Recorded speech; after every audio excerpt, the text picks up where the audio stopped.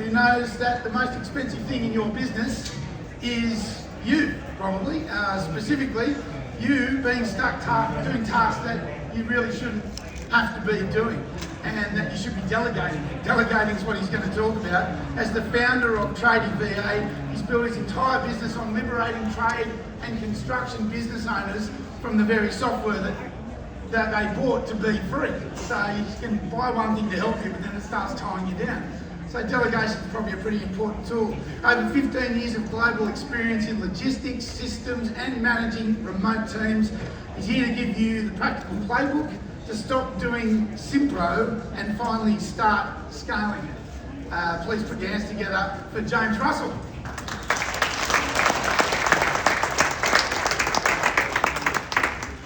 Thanks, Rob. I love the term demo. I'm like, it's not, these are people. What am I going to do? Bring them over and say, hey, here's a human being. Anyway, today's all about delegation. But it's not just delegation, because to be honest, that term feels a bit laborious, right? The term is effortless, right? And I just want you to sit in and think of, what does effortless feel like? Now, hopefully, you're like, I don't know. Now, but what does it actually feel like? When is it the flow, that moment that a team picks up what you're putting down, shows initiative, takes the lead, and you can breathe? When ownership and accountability is delegated, it stays delegated and doesn't boomerang back. As Rob said, yeah, I'm James from Trading VA. We've got about 200 plus talent in the Philippines and Colombia, helping trades and builders in Australia, New Zealand, and the US get back to what they do best by doing all the stuff that they don't do best.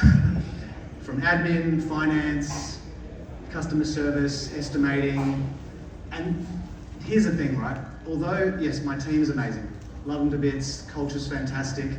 It's actually the systems behind the team that puts the Iron Man suit on Tony Stark, right? And that's what we're going to talk about today. I don't have girls, but you know, as we all know, the only way to grow, let it go. Right? Now, if you've caught yourself saying any one of these things, I'm sure I'm seeing a few nods around the room, may as well do it myself, etc., then listen up. This is exactly the point at which we want to get right in here. So, the secret to how we get our team up to speed so quick, like that, is housed in 3 core systems we utilize in Trading VA. How we map it, how we hand it over, and how we track it.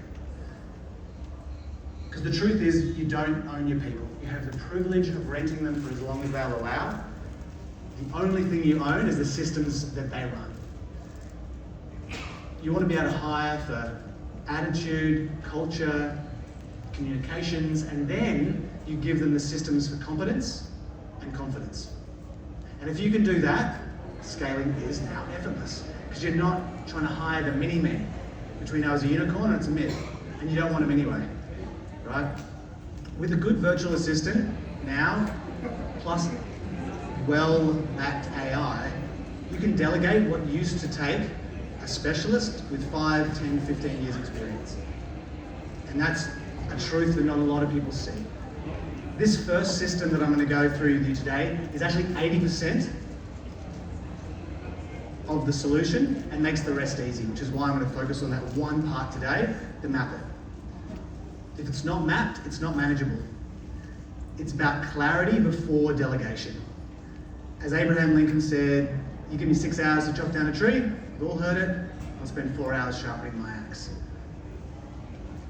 Clients come to me always saying, you nod your head if you've said this, I need better systems before I delegate.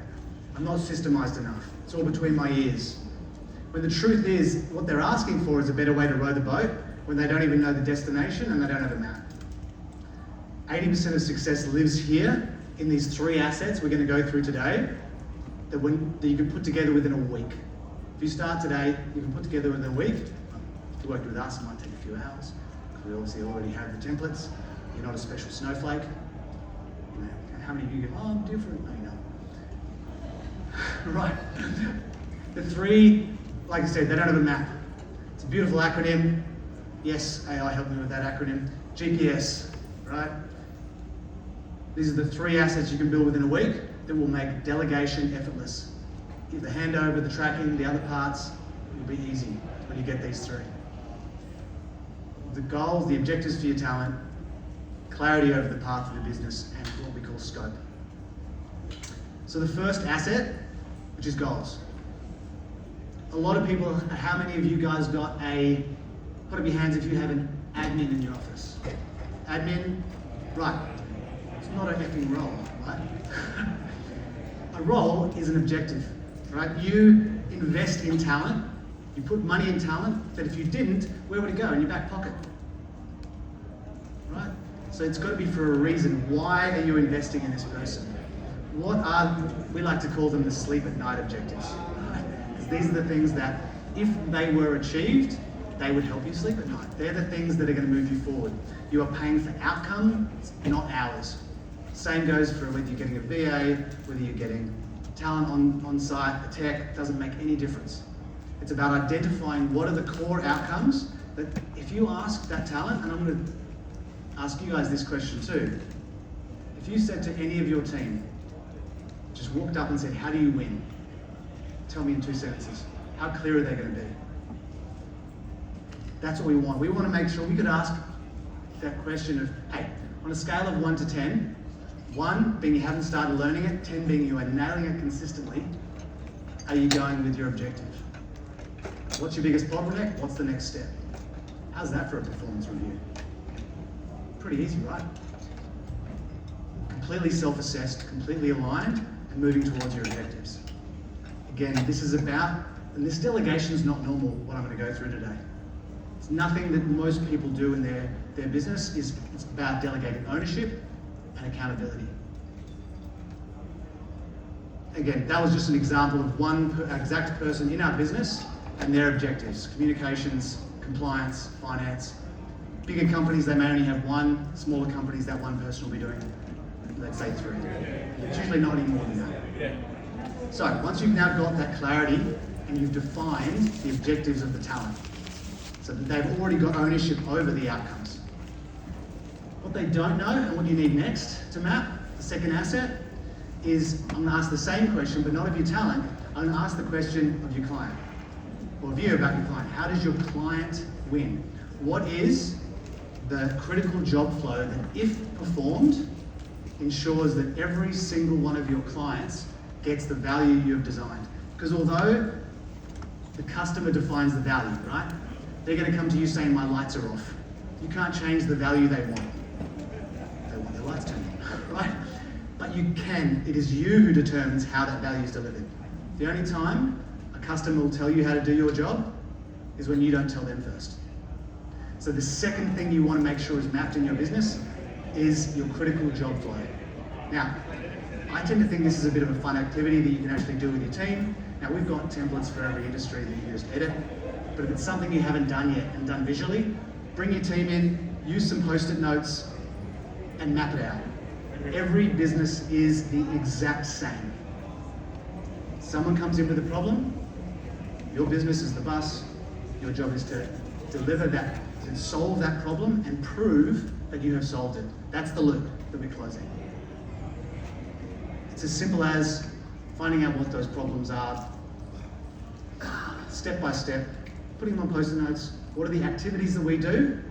Qualified client, book job, enter job, follow up, whatever it is, to move that through from the beginning to end. That starts to now get the list of tasks that, if we got them delegated and we got them consistent, would make success inevitable, both in the outcomes for the talent that we've already decided and the outcomes for your client, which, guess what, that's what gets you paid.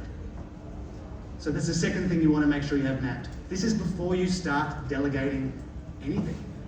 Because if you do this, and this last step, it will make the rest effortless. So once you've got that, and again, I just want to really validate here that it's progress over perfection. Clarity first, perfection later. Just get something in there to start with and it can be built on. Like I said, that whole mapping process should maybe take a few hours. The objectives might take half an hour to an hour. So we're talking about, this is about effort versus impact. Small things you can do to create massive impact in the way that you can scale and delegate. Again, I've just got a bit of an example here, but it's pretty obvious. The last, wow, where did that E go? That's meant to have an E in it. Scope. So this is the one, oh there it is, sitting somewhere down the bottom. This is the one-page handover. I'll tell you what this is not. This is not a 100-pager, it's not an SOP. I personally hate the word SOP. Standard operating procedure, so 2024. Right? The reason why is this current day and age, we need to be agile.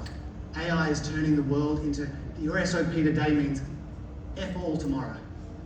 You need to be able to change on a dime, and if you're the one who's writing a 100-page SOP with screenshots, it's already irrelevant by the time you finish it. This is about creating the context, and again, because what are we delegating? Ownership and accountability.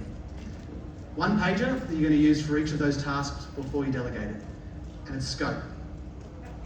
You've got the task name, draft invoice, right? 5 things. What is the success metric? How do they win? Second, what are the controls? It's not the sales process, that's not a task, that's like 10. What is the start and what's the finish? This third one's probably the most important and missed the most. It's the no-go, no-go checklist, the outputs. What is the checklist that before they hand over that gift, because that's what it is, to the next part of the process, what does that look like? What do they have to have checked? Right? Because that's, how many times have you got your drafted invoice and it's a hospital pass, right?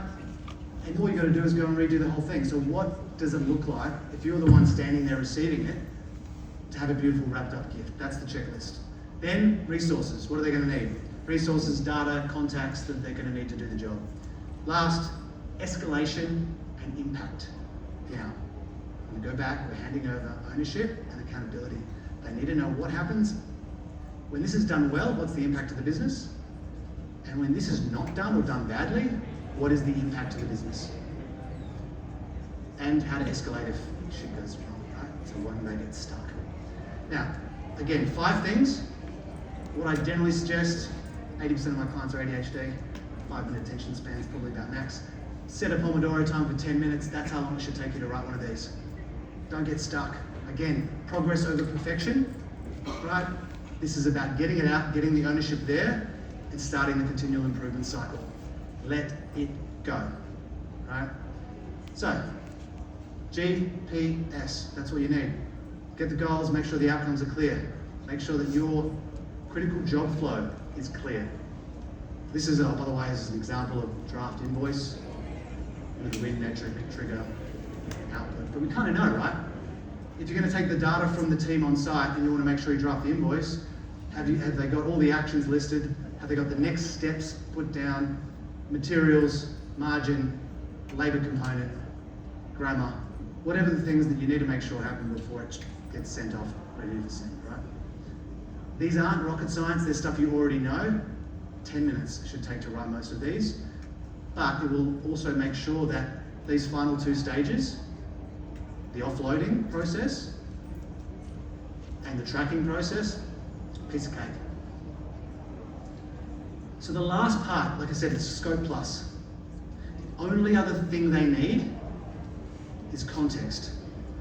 This is not, and remember our goal, delegate ownership and accountability, not micromanage, raise ownership, lower micromanagement.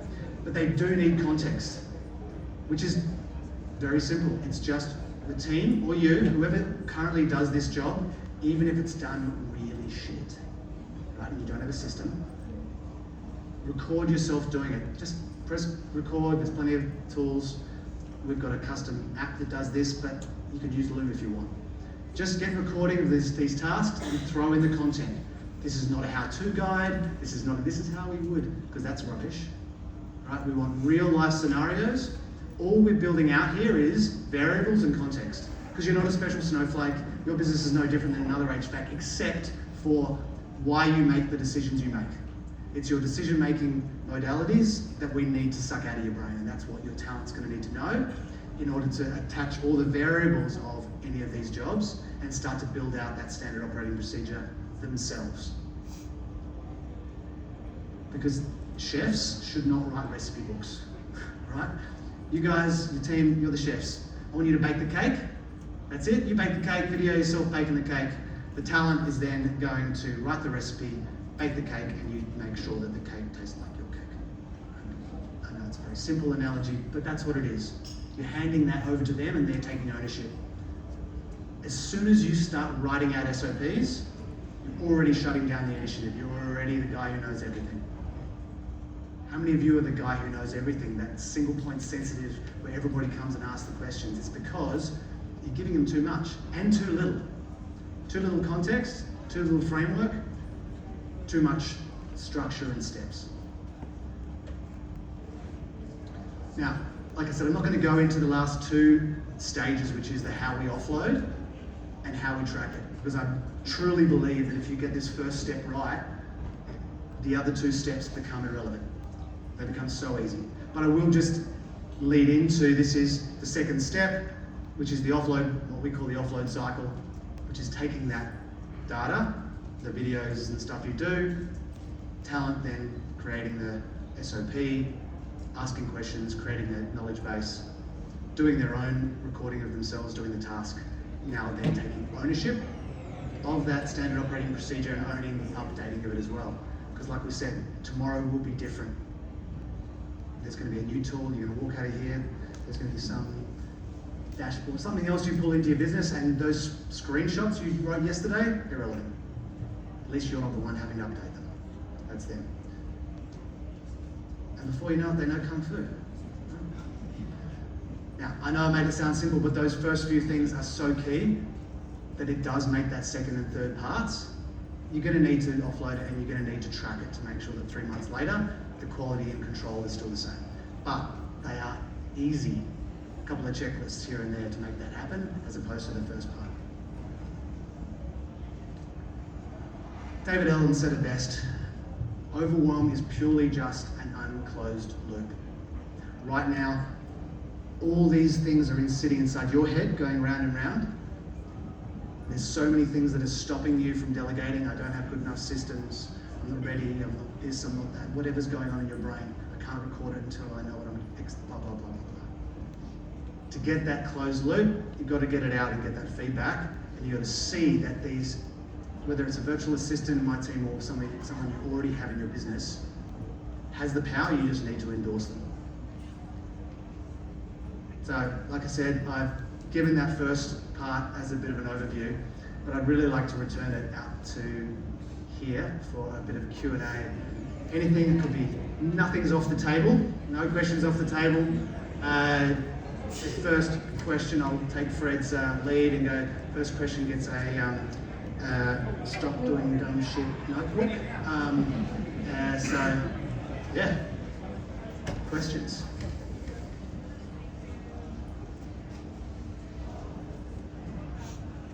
Really nice notebooks.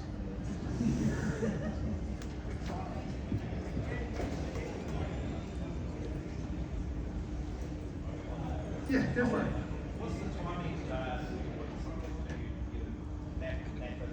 Yeah, awesome. So that's great. It's a great question. So the question asked was, what's the timing? If I give someone to do, well, how does this work? So generally speaking, from the time where we've had the first discovery, so like I said, there's a lot of AI that does back this talent, but the AI starts to put together that job description, those core role objectives, everything in the first 45 minutes. That's actually generated and created and started to recruit.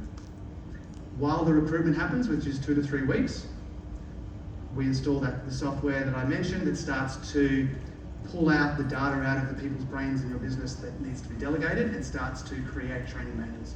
So that when that person starts, they can hit the ground running, like I said, 2 to 3 weeks. When they start, we tend to say, because this is a human being, let's just get this clear, this is not a robot. These are not that person overseas, this is Cheryl, this is Jane, this is that are going to be part of your business. That first 2 weeks is going to be you bringing them into your environment, getting to know each other, right? yes, you'll start offloading. We tend to say though that it's the 2 week mark to 6 week mark. So usually that means about an 8 week total period before those core role objectives are either being done or the trajectory is so predictable that it's inevitable. Before, and it's also documented. So just so we're clear, the whole idea here is by the time you get to the end of that second phase, if that person left, won the lottery, you should be able to get someone up to date in that job within 2 to 3 weeks. You should have that asset in your business, right? Because that's sellable. That job, that role blueprint that should be created, that's your asset. You own that. That's what someone buys, not the person who sells. Does that answer the question? Awesome. Good question. Oh, no book. You got it. Oh! Nice. Awesome. Anything else?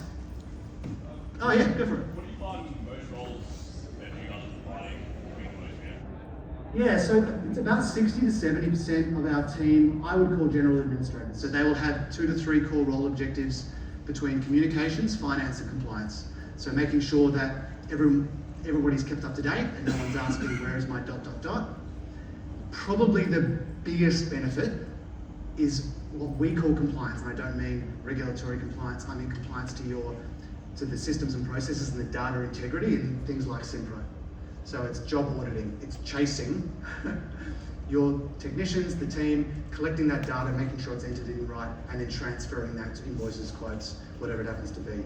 It's that data integrity piece, usually is the core, what I would call context of most roles that flows out. And then the other 30% will be specialists and marketing.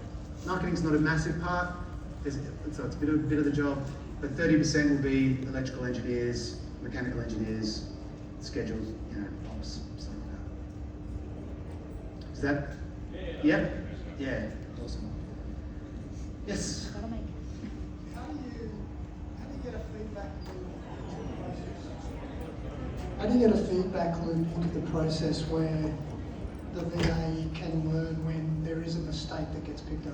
That's good. And it was actually going to be originally part of the talk, but I wanted to focus more on that. That offload cycle and the track it part includes this thing called a debrief. So we run the feedback loop. We call it the 10-80-10. 10% of good data in, 80% that the talent does, and then 10% of feedback loop on the way out. We use the same recording function, so once things are getting, let's say invoice is drafted, you actually record the editing and sending of that invoice, where we go, this is what I'm doing, and it becomes, even though you used to record a 10-minute invoice, now you're recording a 30-second edit, you might record 10 of those. That gets immediate feedback back into the FAQ, updated, so the talent the next time, again, it's the continual improvement cycle of 1% better tomorrow than it is today. But yeah, recording, video, as much of that as possible. Very good question. That was awesome. Great questions. Anyone want? Otherwise, yeah, if you need, like I said, you can scan that to book a time or just come out and have a chat at the booth out there and organise something and see how effortless looks like in your business anyway. Awesome. Thanks for that, Rob. Thanks, everybody.